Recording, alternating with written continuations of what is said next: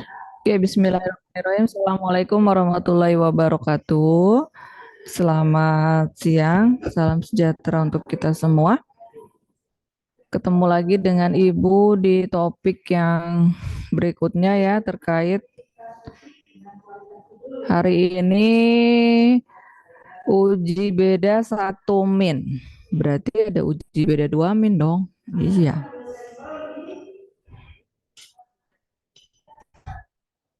Atau one sample t-test.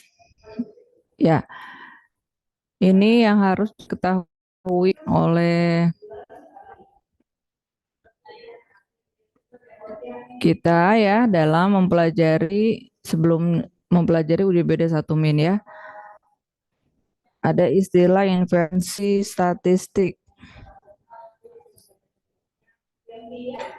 Ya, ada, nanti kenal estimasi dan uji hipotesis. Nah, apa itu inferensi statistik? Adalah untuk mempelajari pengambilan keputusan tentang parameter populasi. Apa itu parameter populasi ya? Rata-rata, min, dan proporsi dari sampel yang ada. Ingat ya, nggak mungkin kita meneliti seluruh populasi. Ya, pasti kita akan mengambil sampel ya dari populasi. Jadi sebagian yang diambil dari populasi. Ibu matiin ini loh, ininya ternyata videonya matiin gimana? Stop video ya. Ya, jadi nggak mungkin kita meneliti seluruh populasi yang sebegitu banyaknya ya, makanya kita ambil sampel. Kita ingin menghitung rata-rata dan proporsinya. Terdapat 2 hal yang umum dibahas pada inferensi statistik, yaitu estimasi, artinya memperkirakan harga suatu parameter populasi ya. Berapa sih rata-ratanya, berapa sih proporsinya, persentase ya, proporsi itu ya. Kemudian baru uji hipotesis statistik. Contoh, estimasi, diketahui rata-rata usia 100 orang penduduk Jakarta. 100 orangnya berarti sebagai sampel, ya kan? Adalah 23 tahun. Maka bisa diperkirakan rentang rata-rata usia penduduk, seluruh penduduk Jakarta ya, itu adalah populasinya. Ya, bahwa dari sampel yang diambil 100 rata-ratanya adalah 23 tahun, maka kita bisa perkirakan rentang rata-rata usia penduduk, yaitu seluruh penduduk ya kan, sebagai populasi adalah 23 tahun. Sedangkan uji hipotesis statistik tujuannya adalah untuk menguji apakah data dari sampel yang ada sudah cukup kuat untuk menggambarkan populasi. Ya kan? Nanti kalian tuh nguji ngambil data skripsi ya hanya dari sampel. Nah, kita uji itu datanya dari sampel yang kita ambil minimal berapa? 30 ya. Nah, apakah itu datanya sudah cukup kuat untuk menggambarkan populasi? Misalnya mau ngambil populasinya adalah mahasiswa tingkat 1 atau populasinya adalah seluruh mahasiswa Poltekkes. Ya, kita ambil sampel acak, yang terpilih adalah misalnya jurusan kebidanan sampelnya. Nah, apakah nanti sampel yang kita ambil yaitu jurusan kebidanan itu menggambarkan populasi gitu ya. Kemudian uji hipotesis statistik juga dikatakan untuk menguji apakah bisa dilakukan generalisasi tentang populasi berdasar hasil sampel ya.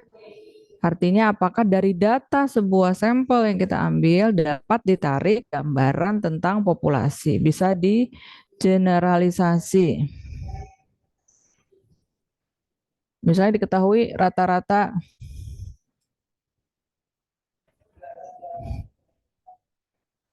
yang menderita hipertensi ya 150/100. Misalnya, apakah itu data itu yang diambil sebagai sampel bisa menggambarkan bahwa di lokasi tersebut adalah rata-rata tekanan darahnya 150/100 gitu ya.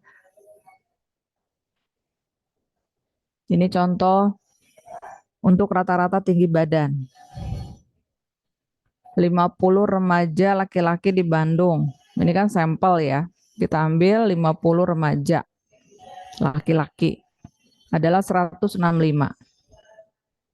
Apakah rata-rata tinggi badan seluruh remaja laki-laki di Bandung, yaitu populasi ya, apakah sama 165? Nah, ini maksudnya apakah bisa digeneralisasi?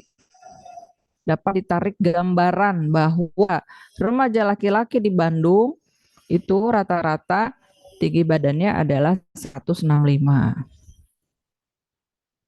Ini harus diuji. Ya, apakah benar-benar ada perbedaan?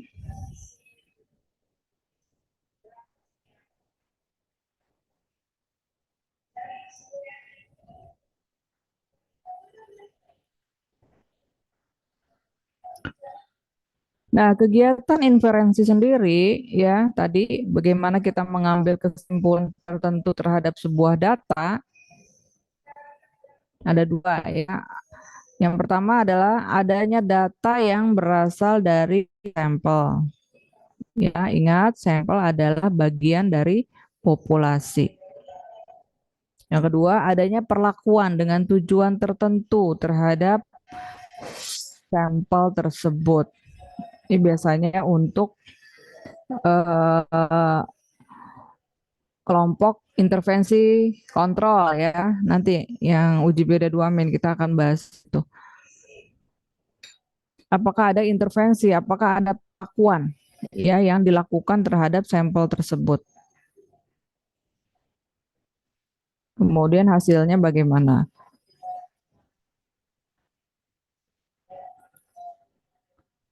Contoh, misalnya terdapat sampel 20 orang dengan data berat badan sebelum dan setelah mengonsumsi obat merek T. Dari data tersebut dapat dilakukan pengujian apakah ada beda yang signifikan antara berat badan sebelum dan sesudah mengonsumsi obat merek T. Nah, inilah yang disebut dengan uji beda. Ya, kenapa muncul ada uji beda ya? Bisa 1 min, bisa 2 min. Karena datanya ada dua, berat badan sebelum dan setelah mengonsumsi obat merek T. Ya, jadi perlakuan ya. Ada intervensi yaitu konsumsi obat merek T. Nah, kita ingin menguji apakah benar ada beda yang signifikan antara berat badan sebelum mengonsumsi dengan sesudah mengonsumsi obat merek T. Ini yang disebut dengan uji beda. Nah, kita masuk baru ke uji beda 1 min. Apa itu one sample t-test? Tujuan pengujian uji beda 1 min adalah ingin mengetahui apakah sebuah nilai tertentu yang diberikan sebagai pembanding berbeda secara nyata ataukah tidak dengan rata-rata sebuah sampel. Ini mengandung pertidaksamaan yang mengarah pada kriteria tertentu. Berarti ada arah ya. Mengarah, berarti ada arah. Nah, ini dia. Arahnya akan seperti apa? Contohnya, akan uji apakah program penurunan berat badan di lembaga X sudah efektif. Seharusnya setelah ikut program ya penurunan berat badan peserta akan turun gitu kan ya. Arahnya kan turun berarti lebih kecil ya kan? Ini nih mengandung pertidaksamaan yang mengarah pada kriteria tertentu. Ya, jadi arahnya yaitu lebih kecil, turun berat badannya ya setelah mengikuti program penurunan berat badan.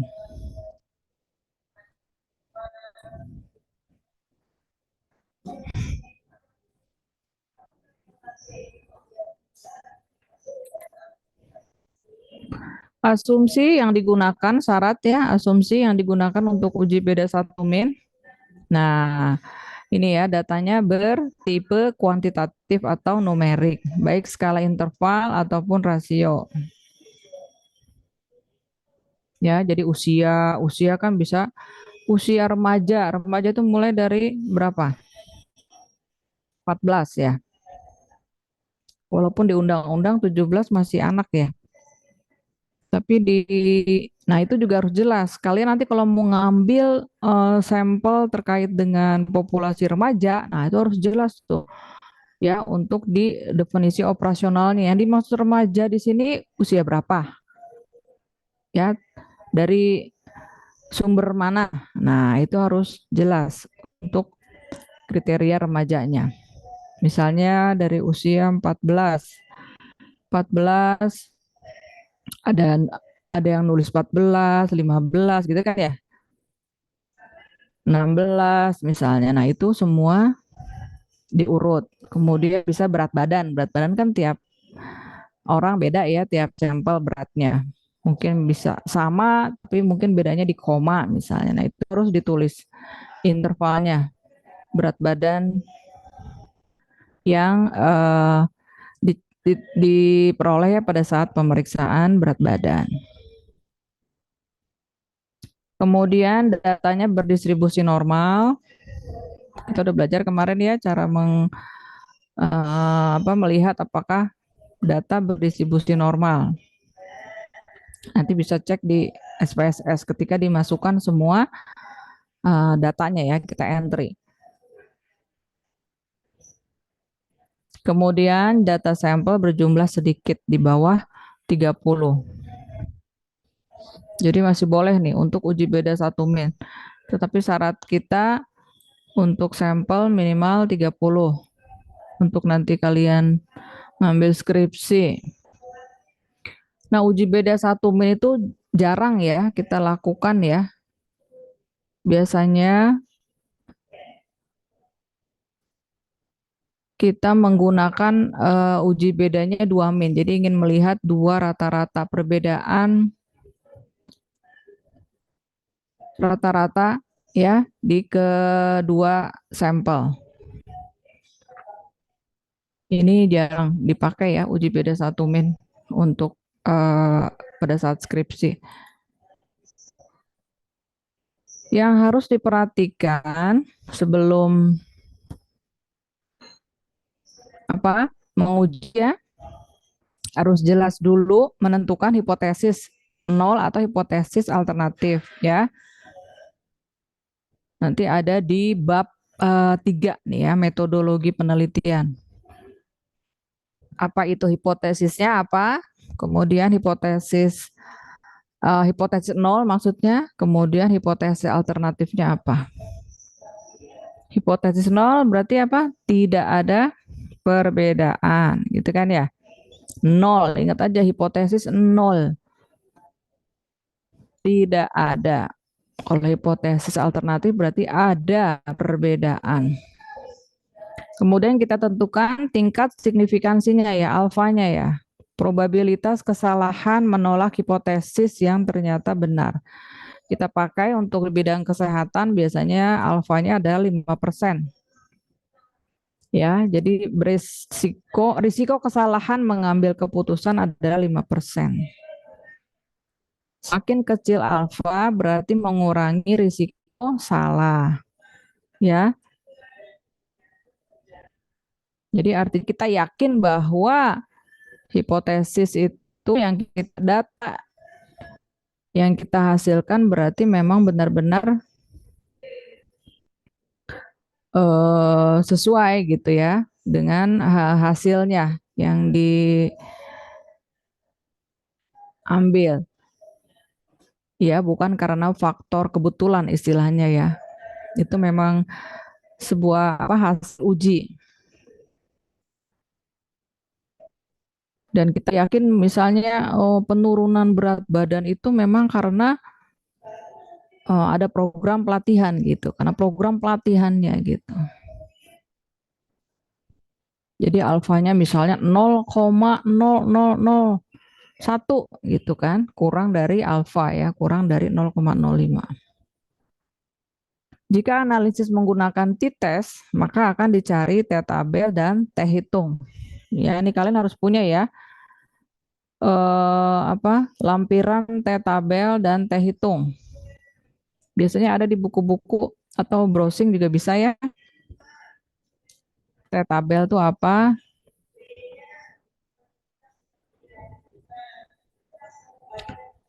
T-tabel ya, ini pakai tabel uji T. Dengan degree of freedom-nya, derajat kebebasannya, rumusnya N dikurangi 1. Jumlah data dikurangi 1. Misalnya 13 dikurangi 1 sama dengan 12 ya. Maka untuk alfa 5%, tabelnya adalah 1,785. Ini nanti pada saat praktek nih. Jadi harus disiapin nanti tabel uji T-nya ya. Kalau misalnya datanya ada 30 sampelnya, berarti 30 dikurangi 1 sama dengan 29. Nanti cari yang DF-nya 29. Kemudian tarik ke sebelah kanan. Ya, untuk alfa 5% berapa nilai T tabelnya? Itu ya.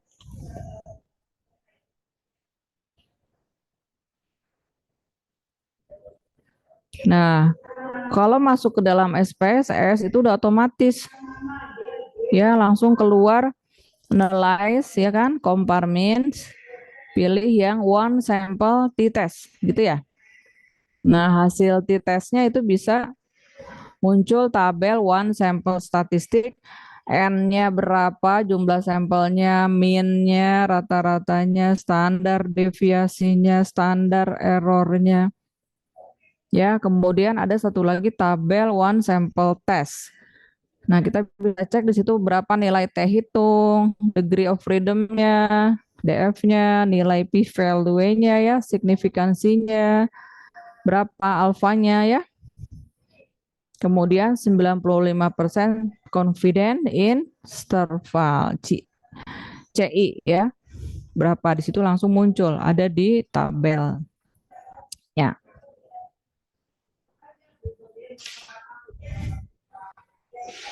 Ya. Nah, ini untuk yang berikutnya ya, uji beda min 2 min, uji beda 2 min. Kita kenal istilahnya independent sample t-test dan pair sample t-test atau yang berpasangan. Kita bahas di slide di PPT berikut.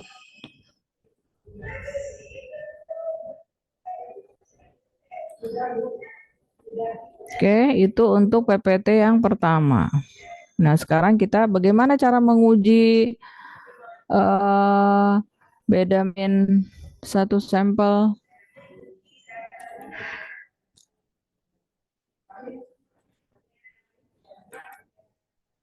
Ya, ini lanjutannya ya. Menguji beda min satu sampel.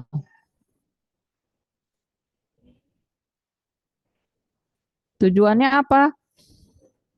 Untuk mengetahui perbedaan min, namanya juga menguji beda min ya, berarti ingin mengetahui perbedaan min rata-rata populasi dengan min data sampel penelitian.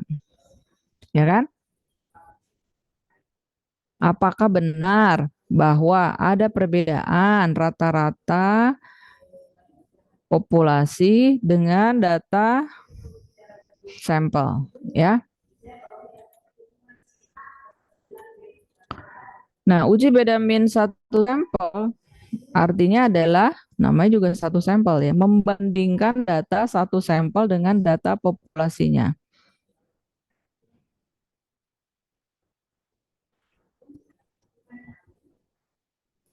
Ada dua jenis uji beda min satu sampel. Ini nanti kalian kenal ada uji Z ya.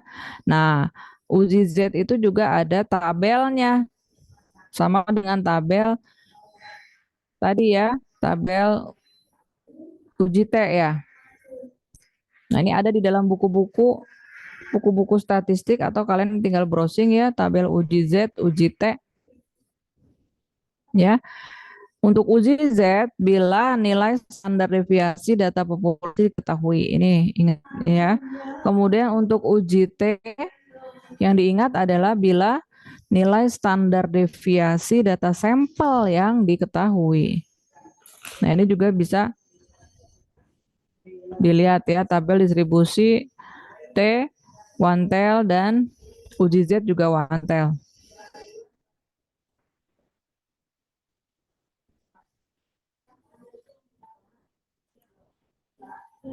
Ya, jadi tabelnya itu one tail. Jadi untuk perhitungannya harus dikali 2. Karena untuk menguji beda min, ya, uji beda min itu adalah two tail. Untuk melihat perhitungan alfanya ya, p-value-nya. Ya.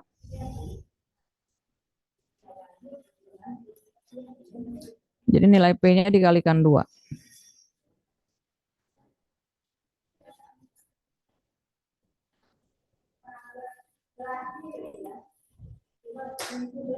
Oke, contoh. Peneliti ingin menguji apakah kadar kolesterol penderita hipertensi berbeda dengan kadar kolesterol orang dewasa.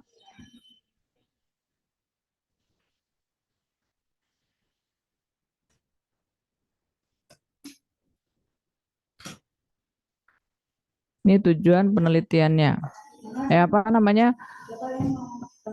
Peneliti ingin menguji ya apakah kadar kolesterol penderita hipertensi berbeda dengan kadar kolesterol orang dewasa normal. Tujuan penelitiannya apa? Ingin membandingkan nilai populasi, yaitu data orang dewasa, ini kan populasinya ya, dengan data sampel, yaitu penderita hipertensinya. Jadi sampelnya yang diambil adalah penderita hipertensi, data penderita hipertensi. Apakah ingin membandingkan nilai populasi, yaitu data orang dewasa dengan data sampel ya, yaitu data penderita hipertensi.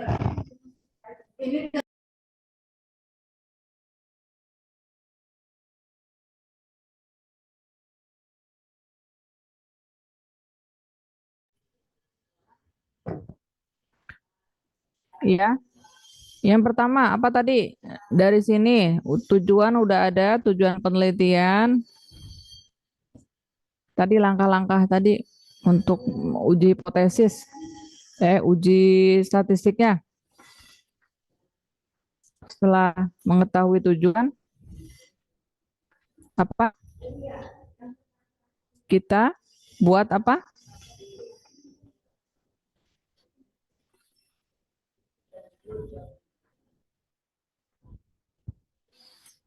Reza ada, Yuni. Setelah kita tahu tujuan penelitian, kemudian kita buat apa? Langkah berikutnya.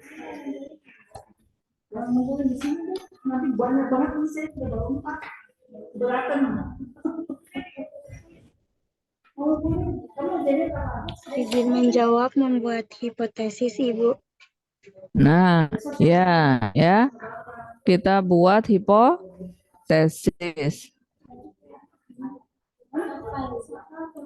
Apa hipotesisnya? Tadi ada 2 kan?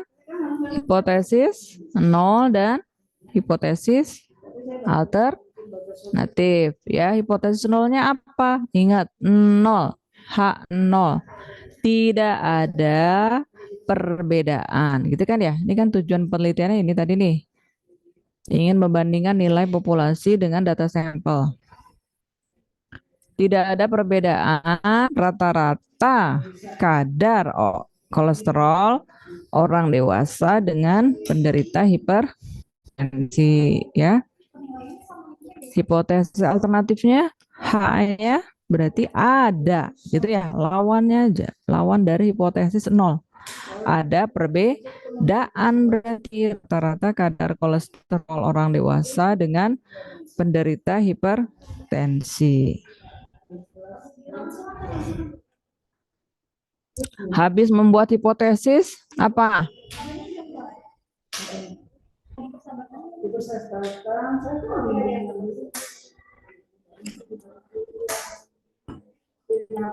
Apa? Habis Nadia, Hanif, ada Hanif?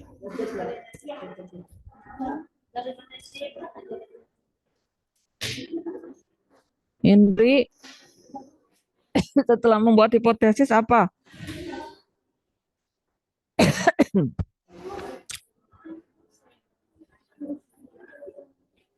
Hmm?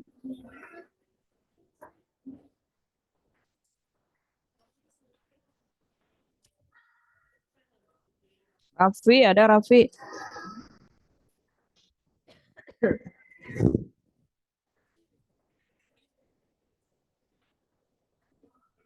Siapa lagi? Laki-lakinya siapa lagi sih? Haikal. Setelah Izin, membuat hipotesis apa? izin menjawab Kita Ibu setelah menentukan melakukan eksperimen Bu, menguji datanya benar atau tidak hipotesis yang udah kita pilih tadi.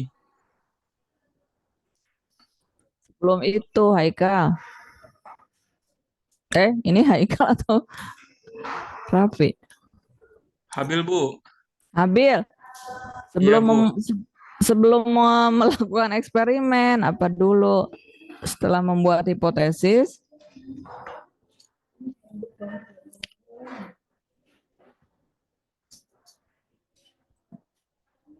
apa ada yang bisa jawab?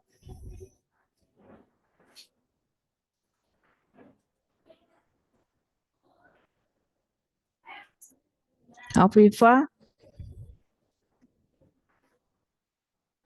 Izin menjawab, Bu, mungkin merancang penelitiannya. tadi kan udah ada tujuannya penelitian.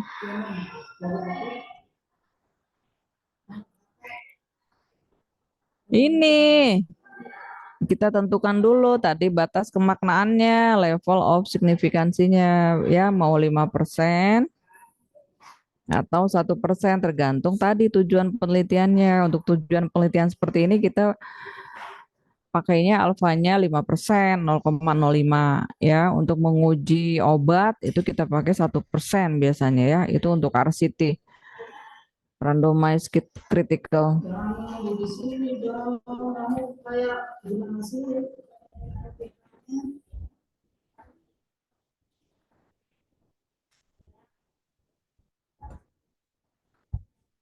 Pengujian obat-obatan ya, nggak boleh banyak yang salah kan, error atau meninggal pasiennya, berarti 0,0 hanya 1%. Nah ini untuk kesehatan, di bidang kesehatan kita pakai yang 5%.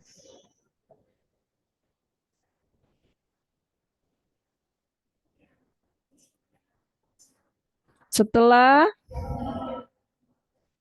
kita buat batas kemaknaannya 5%, langkah berikutnya apa?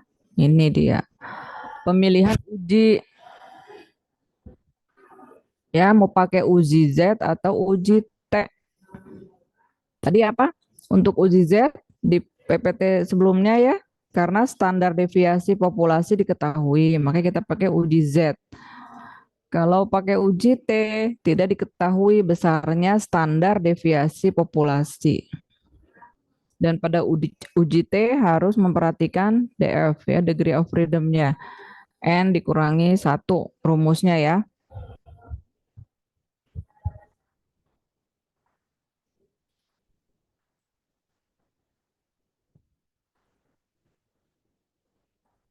Keputusan uji statistik. Yang pertama, menggunakan nilai P. Ya, P value-nya ya. Berapa nilai P-nya dan dibandingkan dengan alfa, yaitu 0,05. Ya, misalnya sesuai contoh, karena menggunakan uji Z, kemudian diketahui nilai P-nya 0,012. 0,012 itu kurang atau lebih dari alfa? Ayo.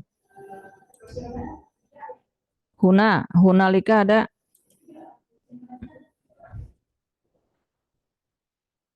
Tika?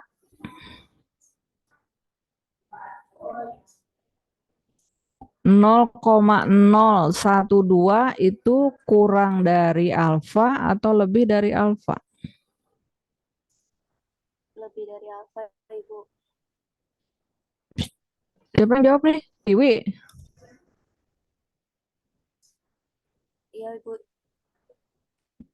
Kurang atau lebih? Kurang. Lebih, Ibu. 0,012 Tiwi. Dengan alfa 0, Kurang dari, alfanya Bu. berapa? Nah, kurang dong ya. Ya Tiwi ya. Kan 0,01. Ini alfanya 0,05. Ya kan? 0,05 itu kan 0,050. Kalau ini 0,012. Berarti kurang dong nilai P-nya kan? Oh, iya, Bu. Lebih kecil dari alfa, ya enggak? Sehingga diputuskan kalau kurang dari alfa, maka hipotesis nolnya ditolak. Artinya HA diterima. Berarti ada perbedaan. Ya, jadi kesimpulannya apa? Pada alfa 5% secara statistik, kadar kolesterol dari orang dengan hipertensi berbeda dibandingkan dengan kadar kolesterol orang dewasa. Normal ya. Dengan P-nya sama dengan 0,012.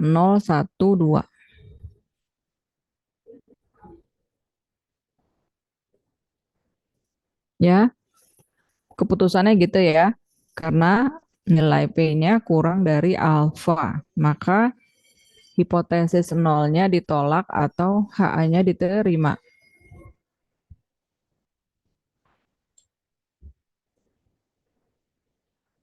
Yang kedua,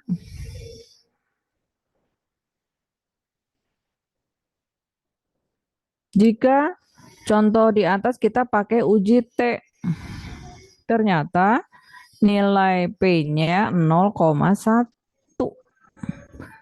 0,1 itu adalah 0,10. Ya, itu 0,10 itu lebih besar atau lebih kecil? Kecil, Bu. Hah? Lebih besar. Lebih? Lebih besar. Jangan bingung atuh Reza. 0,1 dengan 0,05 bandingannya. Berarti kan lebih besar ya. 0,1 dengan 0,05 ya.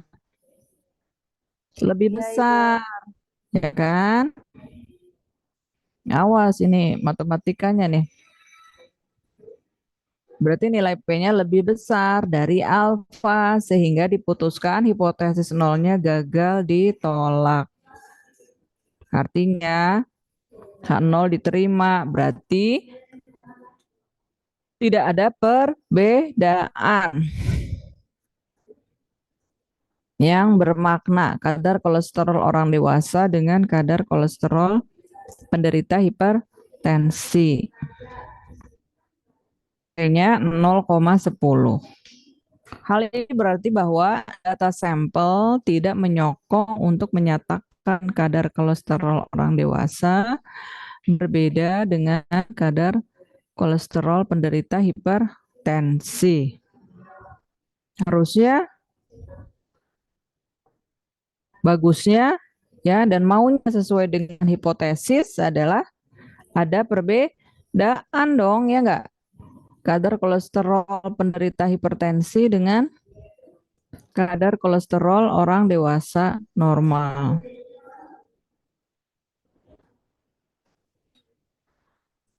Gitu ya. Maunya kan hipotesisnya kita terima, ya, ada perbedaan bermakna.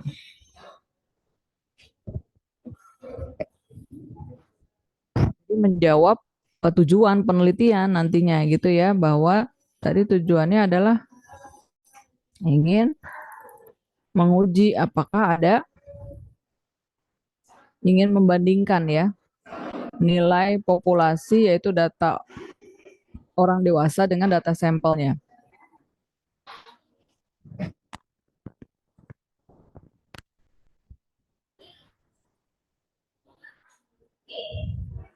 Ya, jadi ini hanya untuk menguji satu sampel, yaitu penderita hipertensi dibandingkan dengan orang dewasa normalnya.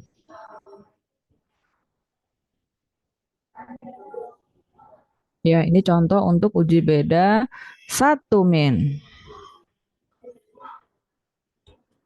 Nah, di awal Ibu bilang uji beda itu karena ada 1 min pasti ada 2 min. Ya. Ini slide EPPT berikutnya terkait dengan uji beda 1 min. 2 min, sorry. Nah, ini yang beberapa kakak kalian ya yang sekarang nih mengambil skripsinya ada yang ini nanti uji statistiknya menggunakan uji beda 2 min.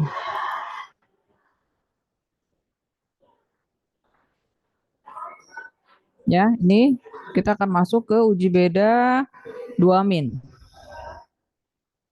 Berarti 2 rata-rata. Ya kan, tadi 1 rata-rata, sekarang kita ingin menguji perbedaan 2 rata-rata.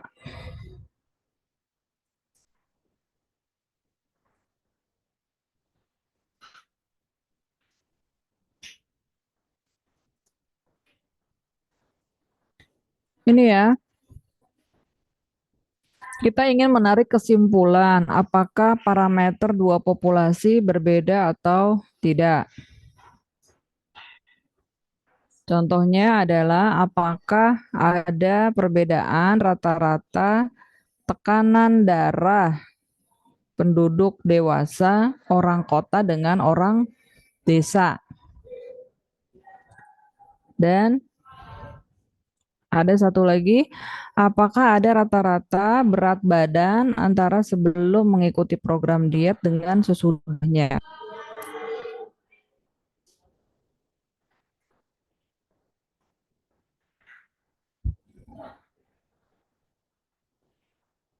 Ya, jadi dalam menarik kesimpulan dari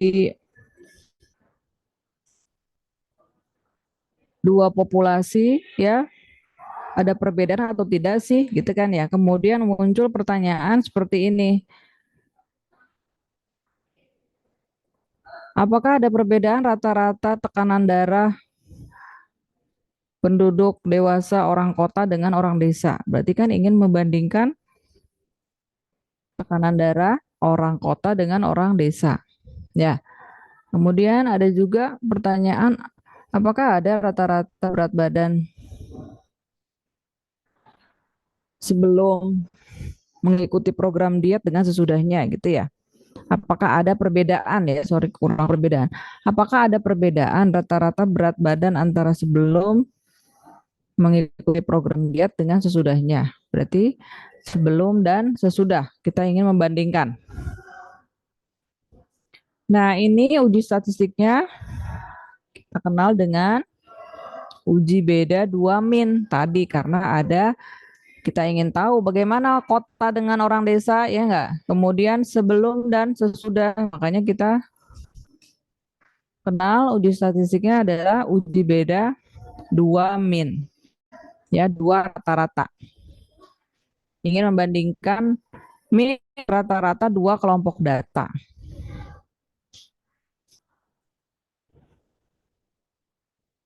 Di uji beda 2min kita kenal ada namanya independent sample t-test.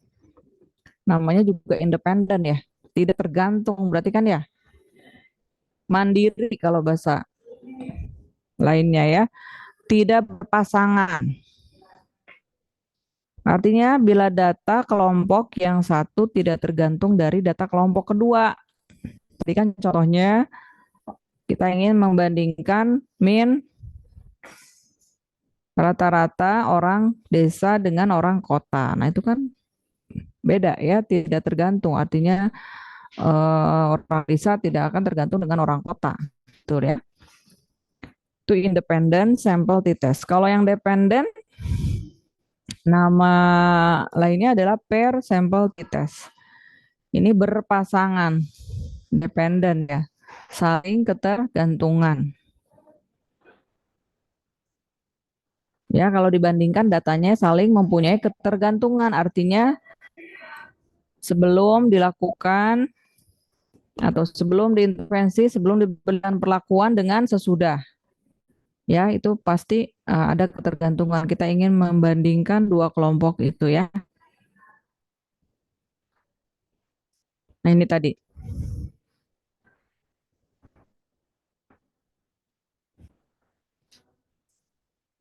Ya, jadi kalau kalian nanti ingin tahu apakah ada perbedaan rata-rata tekanan darah orang desa dengan orang kota, ya itu masuk ke dalam uji beda 2min yang independen. Apabila ingin mengetahui, ingin membandingkan min, berat dan belum dan sesudah, berarti namanya adalah uji beda 2min yang dependen. Ya, per sampel t-test.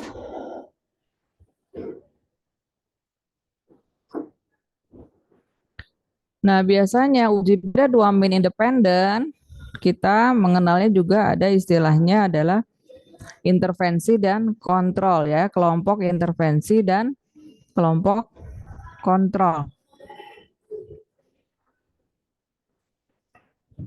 Ya, ini juga kan tidak tergantung ya. Kelompok intervensi ya beda sendiri, kelompok kontrol juga beda sendiri. Nah, kalau ada di kemarin kan udah EBN ya, PICOT. Kita pakai PICOT, ada I itu kan intervensi, interventionnya apa ya?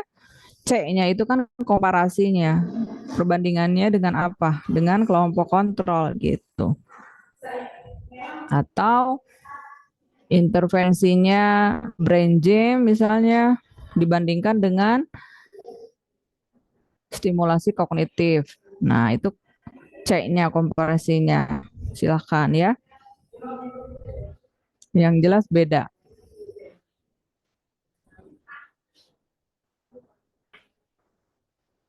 Tujuannya adalah untuk mengetahui perbedaan min rata-rata dua kelompok data yang independen, yang tidak tergantung. Syaratnya asumsi yang harus dipenuhi apa?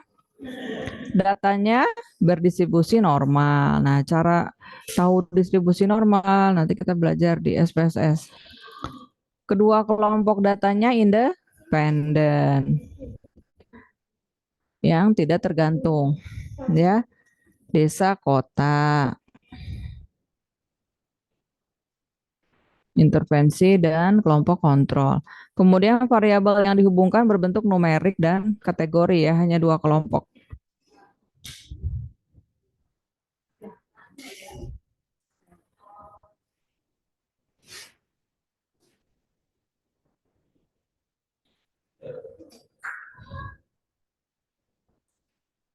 Ini syarat asumsinya. Prinsip pengujian 2min adalah melihat perbedaan variasi kedua kelompok data. Diperlukan informasi apakah varian kedua kelompok yang diuji sama atau tidak. Nah, ini untuk menguji dua rata-rata kalian harus menggunakan melakukan namanya uji homogenitas varian atau uji F. Ya. Ini harus dilakukan di awal.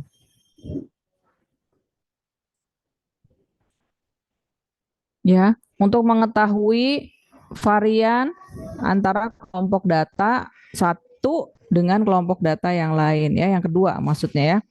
Apakah sama atau berbeda? Nah, nanti melakukan ujinya adalah menggunakan uji t-tes untuk varian sama dan uji t-tes untuk varian berbeda. Nanti alfanya diketahui, kalau variannya sama alfanya berapa, untuk varian berbeda alfanya berapa. Nah, ini nanti pada saat praktek ya. Jadi kita yakin bahwa sebelum kita melakukan intervensi ya, sebelum mengumpulkan data, kita udah yakin bahwa dua kelompok data itu adalah sama ya, variannya ya. Jadi ngapain kalau misalnya udah ada perbedaan gitu diuji. Orang di awal kok udah ada perbedaan, harusnya belum ada perbedaan, jadi variannya sama.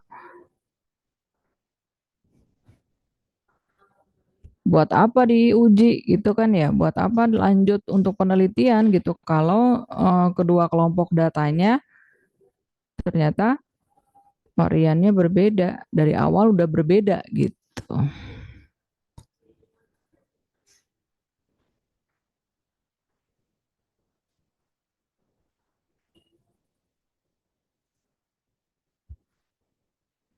Jadi nanti dibandingkan apakah usia ada variannya sama, hasil uji T-nya, baru bisa kita lakukan diteruskan penelitiannya ya. Kemudian apakah dari jenis kelamin itu tidak ada perbedaan,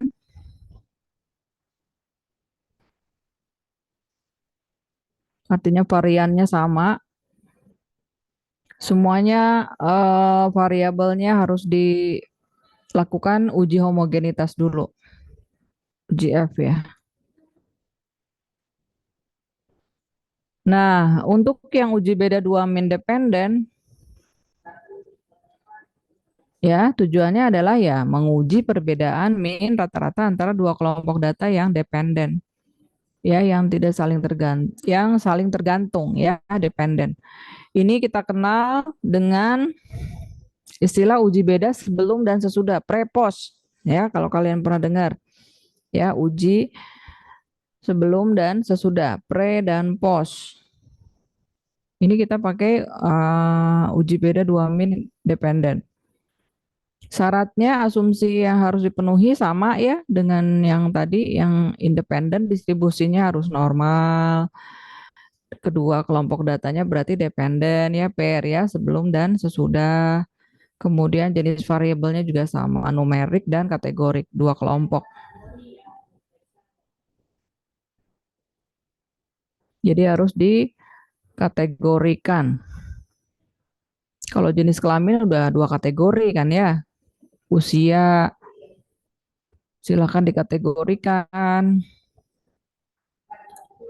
Kemudian pengetahuan ya, nanti misalnya ingin membandingkan pengetahuan sebelum dan sesudah ya harus dikategorikan.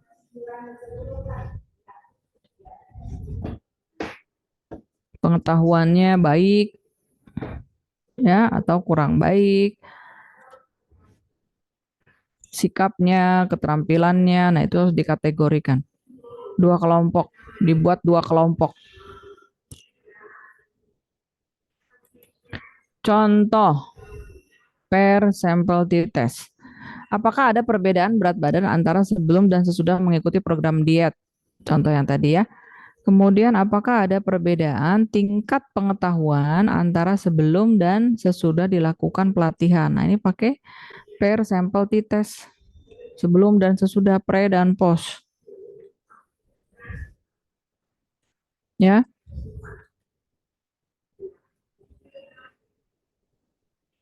Nah, misalnya kita ingin coba ini, buktikan apakah ada perbedaan kadar Hb. Hb apa? Hemoglobin ya. Antara sebelum dan sesudah pemberian suntikan vitamin B12. dengan alfa 5%.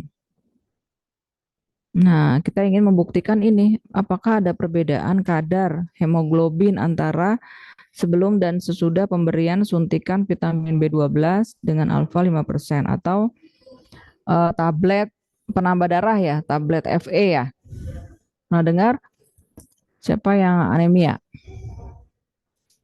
Kalian pernah dicek HB nggak?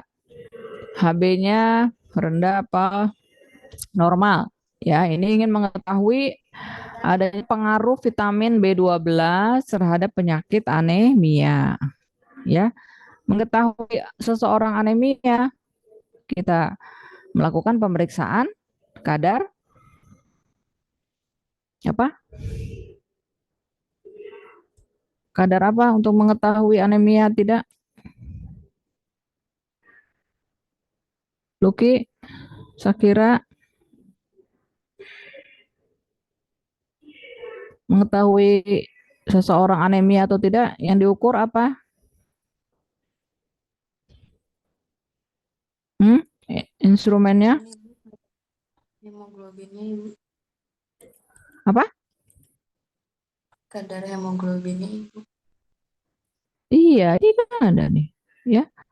Kadar hemoglobinnya, HB-nya ya, untuk mengetahui kita seseorang itu menderita anemia atau tidak, ya.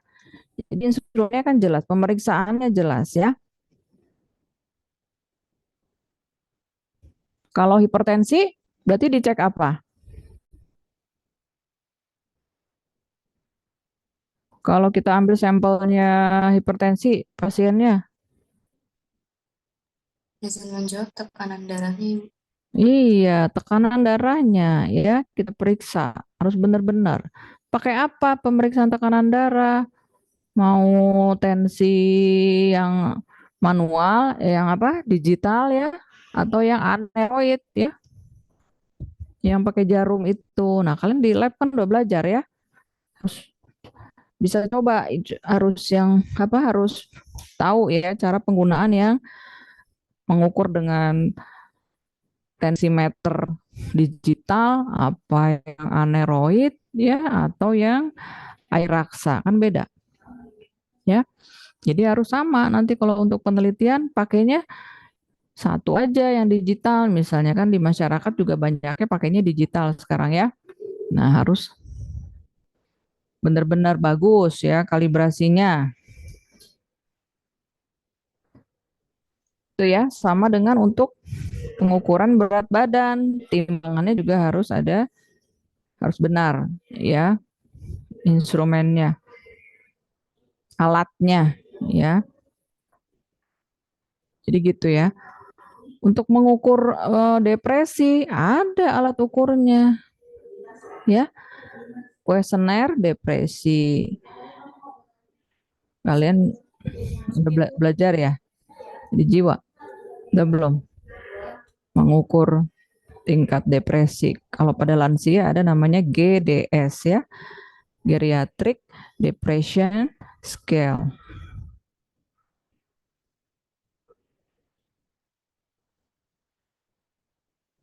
Ibu izin masuk Ibu. Ya, ini untuk anemia ya. Udah lewat ya? Iya Kita Ibu. berapa menit? Oh iya, dikit lagi nih.